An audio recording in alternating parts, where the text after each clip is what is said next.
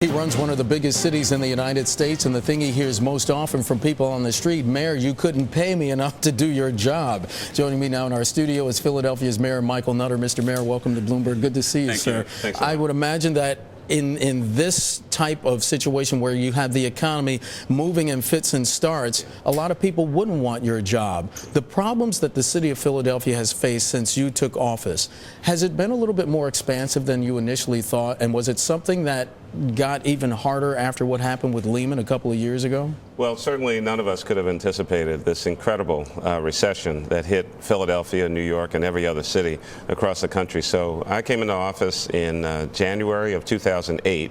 Of course, we didn't find out until the fall of 2008 that the country had gone into recession in December of 2007. That would have been great information to have. So basically, welcome to office, Michael Nutter, right? Exactly. So we had a wonderful first 6 to 8 months. But that day, when the finance director and the chief of staff came in to see me and said, we have a serious problem. We're starting to run out of money, and we're not exactly sure what's going on, but all of our tax revenue receipts are down after having just passed a balanced budget and an approved 5-year plan. So it was a stunning kind of event. We've grappled with it for the last couple of years, and we've now reached actually stability with our finances. And you did post a small surplus at the end of fiscal 2010. Yeah. Given that, were you surprised at the action that Moody's took back in November with that downgrade of your city? Well, it's an interesting story because they apparently moved everyone up to try to deal with imbalance in ratings between municipalities and the corporate world. They then took a second look at it and realized that we probably should not have been bumped up to where we were in the first place. Took us from A1 down to A2, but it was still higher than where we were when they took us up in the first place. It was a revision back to a place where you should have been initially. Where we should have been in the first place. We should not have been taken up. This was no slight or no suggestion on how you and how the city's handling the finance. Absolutely not. And they've basically said that to us. And we appreciate it. I mean, we're glad for the bump up, but you know, that's what happened. We've been staying in touch with our rating agency folks on a regular basis. They know what we're doing all the time. What's Philadelphia's revenue situation look like right now? We've reached fiscal stability. You know, our revenue estimates are coming in, and revenues are coming in just at about what we estimated. We are concerned, though, that given what's going on at the state and federal level, now that we've reached budget stability, finances are in pretty decent shape, but we know that there are looming deficits at both the state and the federal level. We're very, very concerned as to what impact they have on cities like Philadelphia and many others. And you were forced to increase sales taxes and property taxes. You did make some cuts in some departments. What other things might you be doing to try to be creative to try to stem the bleeding here? Well, you know, cities are innovators. I mean, we actually have to balance our budget. We can't run deficits. And what we did was pretty much a 50-50 approach. We raised some revenues. We did have to raise some taxes, but we also made a significant number of cuts over that period of time, and it was about 50-50. We had to deal with a $2.5 billion 5-year plan deficit, and we raised some fees, fines, taxes, and made a significant number of cuts. Cut back on the number of employees in the government, cut back on a variety of programs, some of which, of course, citizens have been upset. But we have to balance the books, and at the end of the day, we have to have at least some positive fund balance. Mr. Mayor, we are hearing stories, my home city, Newark, New Jersey, having to lay off some police. That's also happening in Camden, right across the bridge from you. Is that something that you envision in a last case scenario might have to happen in the city of Philadelphia? Well, certainly we had to look at all of our options, but we decided that police, fire, and a number of other areas in public safety were too important. So we have not laid off any police or fire, but I've not hired the number of police officers that I wanted to hire and had to cancel 2 anticipated classes in the current fiscal year. So that's helped us to save money, but I certainly would have liked to have had those officers. Mr. Mayor, you have a pension fund that is, according to our figures, less than 50% funded. Earlier this week, I spoke to Mayor Jerry Sanders of San Diego. He joined us here on Bottom Line, and he had some interesting things to say about how interesting and creative ways on how he's trying to deal with some of the financial financial problems in his city. Let's listen to what he had to say and get your reaction. Sure. We'll be taking an initiative to the voters to put in a 401k style system for city employees. And governments just haven't done 401ks in the past. They've always had defined benefit. But that leaves that unfunded liability when cities and counties and state governments don't pay their fair share to it. And that's what really raises the costs of the pension payments every year. Mr. Mayor, can I get your reaction to that? Sure. First of all, defined benefit plans in this day and age are unsustainable. And we've tried to move through contract negotiations with our employees to more of a defined contribution type plan. It's portable. There is less benefit, but it takes some of the financial pressure over time off of our current pension system. We're about 45% funded. Where do you want to be?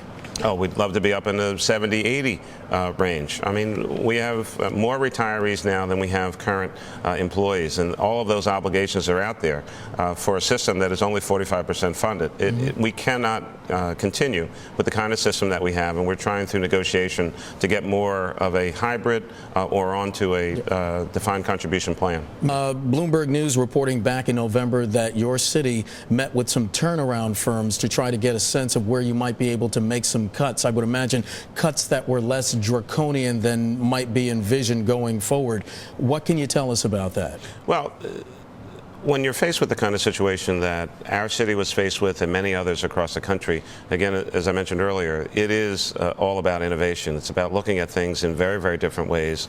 It is about the bottom line. We're running a major corporation in Philadelphia. It's about a $4 billion operation, 22,000 employees, a city council that kind of functions as a board of directors, and I have 1.5 million shareholders who expect a return on their investment from the taxes that they pay. That's our approach. And so the question is, should we be providing all of the services that we're providing, or should someone else be doing them? Is there a different way to do it? We've brought in the private sector to take a look at many of our processes and procedures for how we're running the city government. We're the largest city in America with a municipal gas works, and so we're taking a look at that particular asset right now to evaluate it, and should we still be in that business in the future? Those are the kinds of things that we're looking at. One of the names mentioned, firms Alvarez and Marcel. Can you confirm that you actually met with these folks to discuss possible cuts in the future, or how they may help you navigate this? Well, I didn't meet with the firms personally. This is over on the finance side, and a bunch of our top managers in the government had a variety of meetings with any number of different firms to look at ways that we can not only better manage the government, be more productive, but also more efficient and save money. Mr. Mayor, Build America bonds. That's been in the news at least for the last several months. What's Philadelphia's role in this, and can you weave through the maze for us on what this means in Washington, what it means for perhaps maybe the end of Build America bonds if some deal is not struck? How's that affecting your city? Well, we actually just started going down the path of utilizing that particular financing tool. We had looked at it a couple times before. Basically kind of didn't work for us from a financing standpoint, but this summer into the fall, we decided to, for one of our general obligation offerings, take a look at Build America bonds, and I think the deal worked out for us fairly well. That kind of creativity coming from the feds, helping cities and states all across America lower their interest costs, greater access to the marketplace. At one point in time, virtually none of us could borrow anything from anyone because the markets had seized, and there's a lot of concern, of course, in the municipal markets anyway.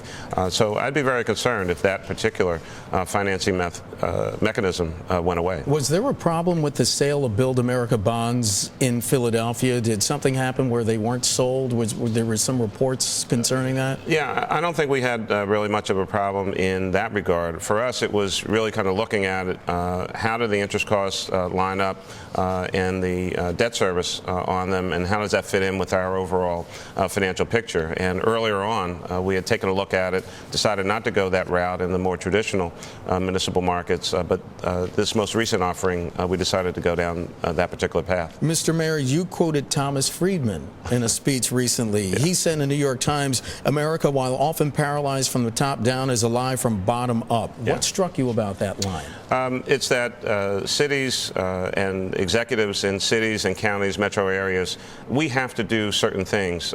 We have to pick up the trash. We have to clean the streets. We have to put police and fire out in communities to serve citizens, run recreation centers and libraries. So we have to, what I refer to as get stuff done. And that particular quote, in the context, is really about what's going on to some extent or not going on in Washington, D.C.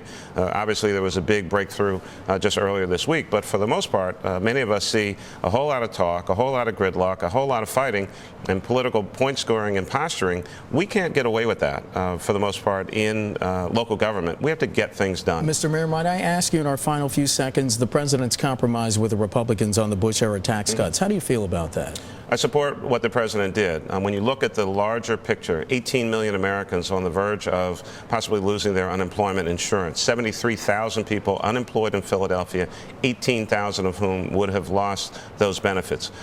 Do you like everything in it? Probably not. But I think both sides would agree that they don't like everything in it, but everyone got something that they needed, and this was the time for getting stuff done in Washington, D.C. You cannot allow the perfect to stand in the way of the good and have all this fighting going on amongst folks who have jobs, who can take care of themselves, fighting about benefits for people who don't have work. And I think that the president did the right thing. We need to get more things done in Washington, D.C., help people. That's what public service is all about. All right, the mayor of Philadelphia, I told him during a commercial break, coming to enemy territory after the Eagles gave the Giants a beatdown. Mayor Nutter, thank you so much. Appreciate it. Good to see you. Thank you. Coming up